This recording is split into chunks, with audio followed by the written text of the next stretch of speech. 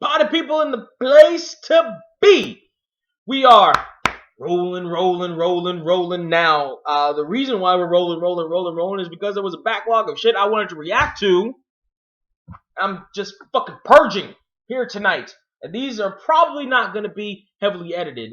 So tomorrow, which is the 31st as I'm filming this, because today is the 30th as I'm filming this, might just be a purge day. Monday might just be a purge day if I can do all the editing properly. But you know what? On my third rum and coke, on my third rum from the West Jan, my third West Jan rum and coke, man.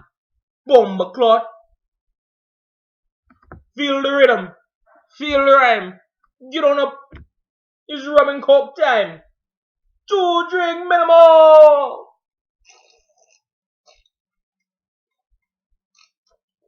Ah! Yeah, that was a cool running reference. So the fuck what? Here we go.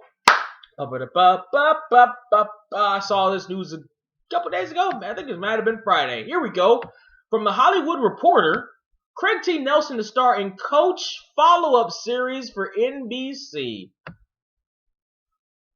The network has handed out a 13 straight-to-series commitment for the series from creator Barry Kemp. NBC has handed out 13 straight-to-series.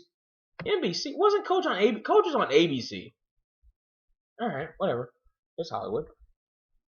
NBC has handed out a 13-episode straight-to-series order for a Coach follow-up comedy, The Hollywood Reporter has learned. Craig T. Nelson, fresh off his 6-season run on NBC's Parenthood. Can I stop right here? I had to stop watching Parenthood. That was too much crying for one grown fucking man every fucking week on... I love that show. It was excellently written. It was excellently acted. Even Dax Shepard, who I hate for really no real reason. Like, maybe I just hate his face. I think I hate his face. And I also hate the fact that he landed Kristen Bell with that fucking face. Like, really? Really? Is she the one chick on the fucking planet that personality? Is she this generation's Julia Roberts with Lyle Lovett where personality really does overcome looks? Because he looks like he's an extra... Never mind. Fuck it. He looks like an extra from the fucking caveman shows and commercials. Like, really? That dude? You got knocked up twice by that guy? Oh, fuck.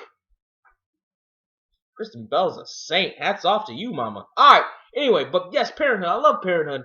Love me some Lauren Grant. Oh, Lauren. She's still sexy after all these years. She is still sexy after all these years. But I couldn't keep watching it. I just couldn't. It was too much. It was too emotional for me to watch it. I'm man enough to admit it. It was too emotional for me to watch. The only other show in my adult life that was too emotional for me to watch, because there's some other shows that I haven't watched. Like, I haven't watched The Wonder Years, even though it's on Netflix, because the finale is just too, I just can't, like, just thinking about the roll call at the end, like, I just can't. It's just, and then the final twist at the end, I know that that's life.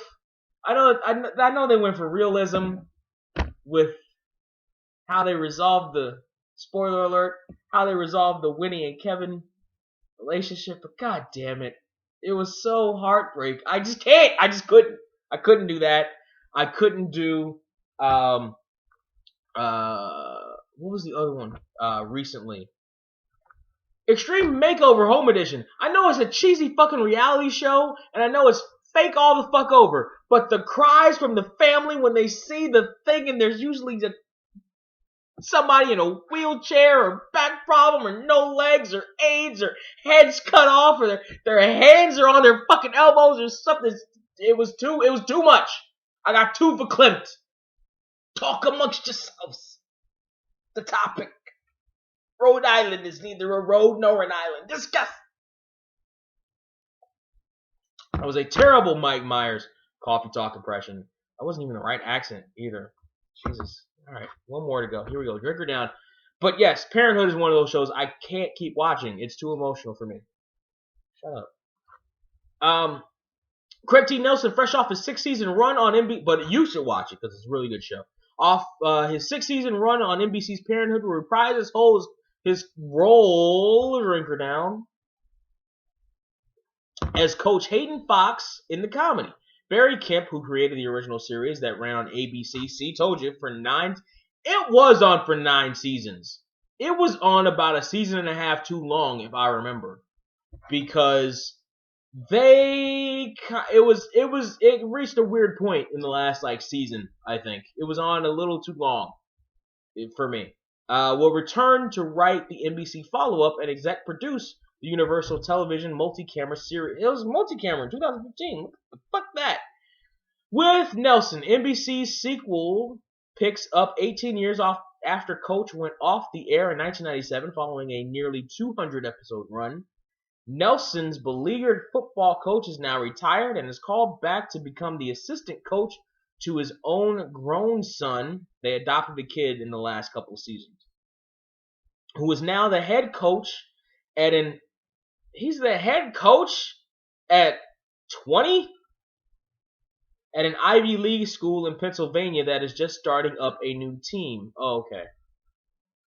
Premiere date for Coach 2.0 has not yet been determined, and no additional casting information has been revealed. The original series, produced by Universal Television, featured Jerry Van Dyke as Fox's bumbling assistant Luther. Luther was kind of fun.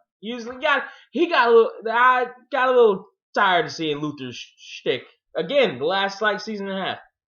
Bill Fagerbakke as assistant coach Dauber. Shelley Fabares, they have weird fucking names on that show, played Nelson's wife, Christine. The series concluded with Hayden and Christine adopting a child after being unable to conceive. See? It had a good message too. Adoption, damn it. Go for adoption.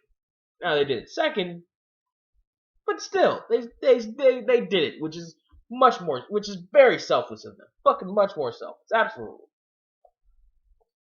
Sources tell The Hollywood Reporter that NBC, who had the first meeting for the follow-up given its sibling studio Universal is producing. Who had the first meeting for the follow-up given its sibling... Oh, okay. Given sibling studio is producing. Brought the pitch in the room with the straight-to-series order, prompting producers to cancel meetings set up for CBS, ABC, and Fox. While the new series will put focus on Hayden and his son, sources indicate it's unlikely that any other original cast members will return, with the role of the wife still unclear. Yeah, I was going to say, any of the other ones? Even Christine? Still unclear given that there is not yet a script after NBC bought the comedy based on its pitch. The coast... Really? Hold on, Hollywood. You're going to go forward without Shelley Fabergé egg? Part of the reason why that series worked so well was that she was a balancing force for whatever Hayden was going on. Whatever tangent Hayden was going on, she was the balancing focal point. And she wasn't a nag. She wasn't overbearing. She wasn't like any of the other sitcom wives / girlfriends of the 90s era. She was a complete fucking character. She was a 3-dimensional character. And she was played by a woman who could carry that shit off. How are you going to replace her? Not even... She's got to be in it. She must be. It can't just be Coach. She must be. There was a dynamic to that show. And she was one of the major dynamics of that show. Moving forward. The Coach revival has been in the works for months, with Nelson approaching to revive the project towards the end of Parenthood's run when he was debating signing on. We're talking about it. I'm really at a quandary. But I've been approached and we're thinking about it and talked through it a little bit, he told THR. I just say The Hollywood Reporter. I don't know. It would be a new form. It's his son. He adopted his son, and his son now has become a coach. For NBC, Coach comes as the network has been looking to revive its multi-camera block this season. The network most recently pulled single-camera comedies About a Boy and Marry Me in favor of multicams. About a Boy was a stupid idea. They never should have done it. The movie was great. I liked the movie. The movie was perfect. They never should have done a fucking comedy for it. Ever. And Marry Me, as much as I like the chick who's on Marry Me, she was also on Happy Endings. I know her name, but I can't think of her fucking name right now, and I'll pop it up. As much as I like her, and actually the guy who was in Marry Me, as much as I kind of like him too, it's like they might not want to be they might not want to be the absolute, like, she was perfect in Happy Endings because she was in an ensemble cast, and the ensemble cast in Happy Endings was very, very, very good, and the writing was good. The premise for that show was light, as Mrs. Slocum would say, was weak as water. Weak as water he is. Weak as water. Thank you, Mrs. Slocum.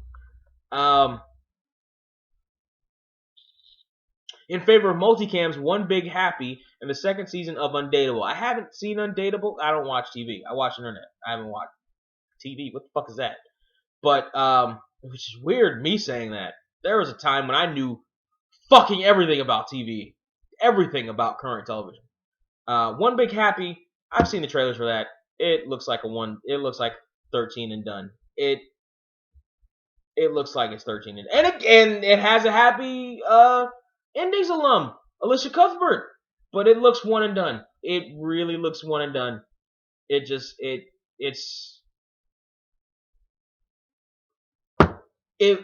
premise looks too convoluted for its own good. It's too convoluted for its own good.